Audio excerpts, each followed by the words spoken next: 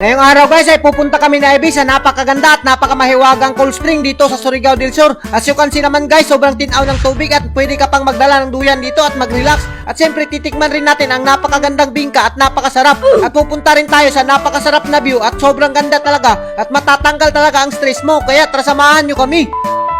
What's up sa inyo guys? For today's adventure, dahil matagal-tagal na kami ni Ivy hindi nakakapag-unwind at hindi nakakapag-relax sa ibang lugar, ay naisipan namin na mag-long ride dito sa malapit. As you can see naman guys, tuwang-tuwa talaga si Ivy dahil makakapasya na naman siya ulit sa iba't ibang lugar. Kung nakikita nyo naman yung lugar namin, parang Siargao lang talaga yan, may kilid na dagat. At sa puntong ito ay humapit muna kami sa Lanusa Public Market para bumili ng masusudanin namin. As you can see naman guys, tuwang-tuwa talaga si Ivy dahil ngayon lang siya nakapunta dito sa Lanusa at parang tunay nga kami na vlogger dito. At pumili na nga kami ng mga napakasarap na isda at nagpipriskuhan talaga at pinili namin yung barilison. At ayun na nga, pumili na nga rin ako ng lamas. Sir, what do you do for a living? Yes. At sa puntong ito ay pagkatapos namin bumili ay umadto na kagad kami at may nahapitan pa nga kami dito na nag-trending at napakasarap talaga na bingkahan. At siyempre bababa tayo at nanaog tayo dahil pinakapaborito talaga natin yung bingka. At hindi na nga ako nagpahuli at pinili ko na at tinikman ko na yung bingka. As you can see naman guys, sobrang sarap talaga ng bingka, medyo itom-itom nga may liki sa tunga na dako. As you can see naman guys, tinikman ko na nga yung bingka at titilawan na natin. Alam nyo ba guys, ngayon lang ako nakatikim ulit ng bingka dahil ibang bingka naman yung natitilawan ko. As you can see naman guys, sinima-sima ko na nga yung bingka dahil nagugusla na talaga ako. At si Ivy nga, sobrang sarap daw talaga ng bingka at ngayon lang daw siya nakatikim ng bingka. Hindi ko alam, kakain pala si Ivy ng bingka. At syempre kapag may bingka, meron ding eskindi na napakatigas at napakasarap talaga at sobrang haba pa.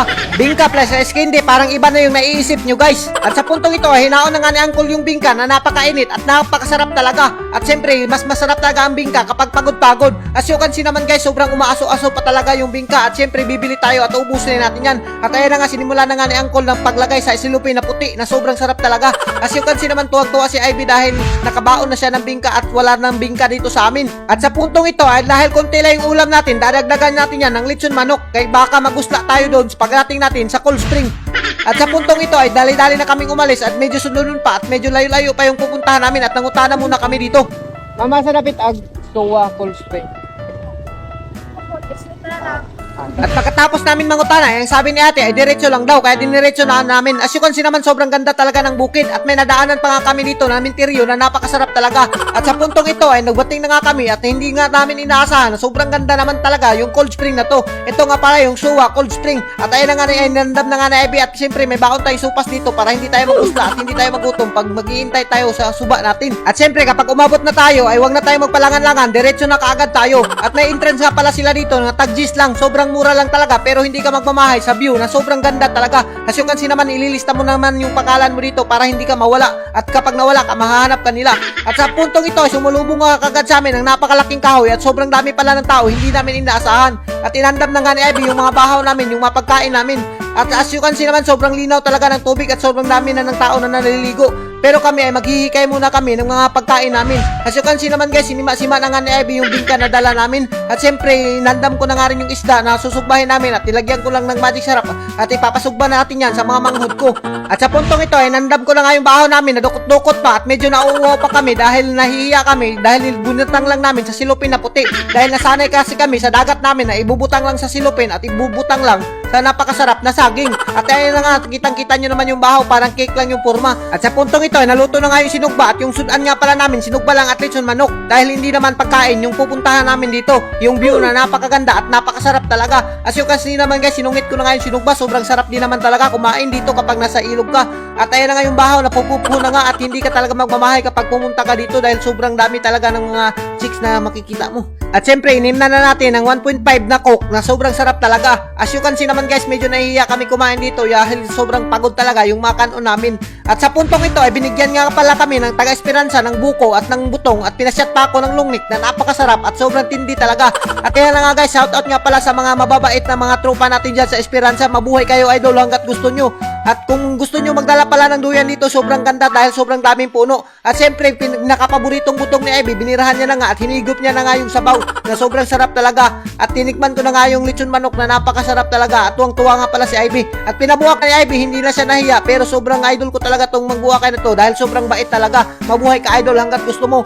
At sobrang punto nga pala talaga ng butong nila dito na napakasarap talaga. Binigay nga lang pala nila yan sa amin. Maraming thank you talaga idol sa butong na pinakamasarap talaga dito sa Esperanza. At syempre dahil paborito natin yung butong, hindi na natin papasailuin yan. Bibirahan na natin. At ayan na nga si Ivy, kitang-kita nyo naman, paborito niya talaga yung butong at sobrang punto talaga. Kaya sima niya na. Kahit bagong kain pa siya, binirahan niya pa rin. At shoutout nga pala sa mga tropa natin at katabi natin ng table sa taga Madrid. Kilala niya daw kami. Mabuhay kayo idol hanggat gusto nyo at nagpa-picture na nga kami sa kanila. At ayan na nga si Ivy, sinimulan niya na nga dahil busog na busog daw siya. Maliligo na siya para mahilis yung kinaon niya. At syempre, sima ko na nga rin yung bingka na baon natin dahil sobrang sarap talaga kainin dito sa ilog at sa cold spring na sobrang ganda talaga. As you can see naman guys, sobrang ganda talaga ng view nila dito at sobrang lamig pa ng tubig, nakakatanggal talaga ng stress. Mapapalayo ka talaga sa mga marites na nanonood sa iyo. At sa puntong ito, nagulat nga ako sa slide nila dahil sobrang ganda talaga. At kapag nagpa-slide ka, ay pabalik ka yung slide mo na sobrang ganda talaga, sobrang mahiwaga talaga, nakakagulat talaga at nakaka-amaze. At ayan na nga, as you can see, tuwang-tuwa nga ako dito guys dahil sobrang linaw talaga ng tubig at sobrang laki pa ng katawan ko. At si Ivy nga, nalalamig na siya dahil kandingon talaga yan si Ivy kapag naliligo. Kung nakikita nyo naman talaga guys, sobrang ganda talaga at hindi ka magmamahay. Sobrang mura lang ng entrance pero malilingaw ka na at matatanggal na yung mapandaoy mo dito dahil sobrang lamig talaga ng tubig. At ayan na nga si Ivy, tuwang-tuwa na nga siya ng lumangoy-langoy at humawak pa siya sa tubo. As you can see naman guys, sobrang sarap talaga dito at pwede rin pang pamilya at pang sports pa at pwede rin kayo magdala ng mga bata nyo dito dahil sobrang safe talaga ng tubig dito. At ayan na nga, nakikita nyo naman si Ivy pag nag-slide siya pa atras talaga, iwan ko, nagugulat talaga ako sa pulse na to. At sa puntong ito ay tumibugsok pa nga ako na sobrang sarap talaga at sobrang galing ko talaga tumibugsok kapag dito sa mga pulse. Nagagamit na talaga yung mga skills ko sa paglalangoy at pamumukot. Sobrang nakakatuwa talaga at sobrang proud talaga kami dito na nakapunta kami dito dahil sobrang ganda at nalilingaw ka talaga, mapapalayo ka talaga sa mga stress mo. At sa puntong ito ay nagpasumangil na lang kami nag-video pero ang totoo niyan, natitignaw na talaga kami pero wala na kaming no choice kundi humaon. At sa puntong ito, as you can see naman guys, inandam na nga namin yung mga gamit namin dahil uuwi na kami at hahapit pa kami sa Agsam, Surigao del Sur. Sobrang sarap naman talaga at syempre nagugusla na nga si Ivy ay humapit pa nga kami dito sa Carmen ng mga street foods. Sobrang sarap talaga ng mga street foods nila dito at ang mumura pa. As you can see naman guys, talagang natatakam ako sa mga isaw nila at mga bituka nila. Ayan na nga, binanata na nga namin ni Ivy.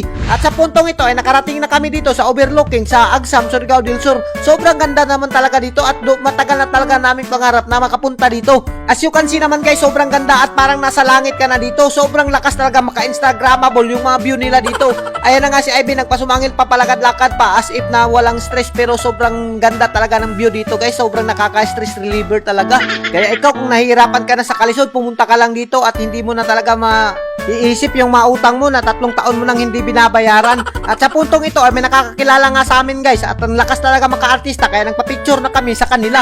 At as you can see naman guys, sobrang tuwang-tuwa talaga si Ivy at sobrang ganda talaga ng view dito. Ang lakas talaga maka-instagramable at ayan na nga kung nakikita nyo naman.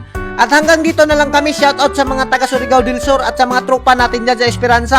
Mabuhay kayo idol hanggat gusto nyo. At don't forget to like and share sa ating mga video para mas marami pa tayong adventure. Thank you and God bless you all. Mabuhay kayo hanggat gusto nyo.